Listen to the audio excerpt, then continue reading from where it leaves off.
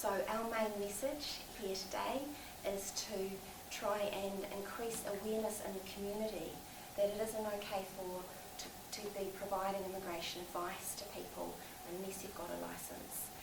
We want to stop scams, we want people to stop paying money for immigration advice that doesn't get them a visa, and we really want people to have good immigration outcomes by either talking directly to Immigration New Zealand or using a licensed advisor.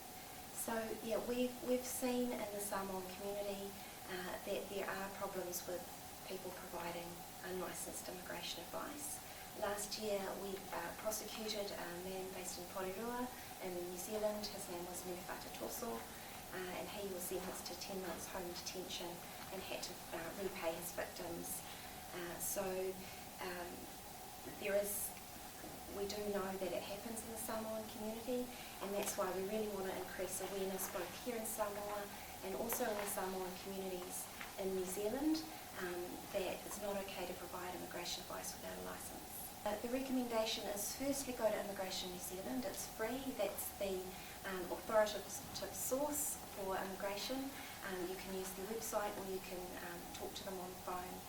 And if somebody needs more help than that and they feel like they need some additional help, then use a licensed immigration advisor, and you can find a licensed immigration advisor on our website, I.A.A.govt.nz.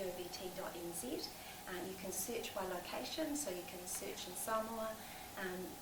There are only 2 licensed advisors here in Samoa at the moment, but people can also use licensed advisors based in New Zealand.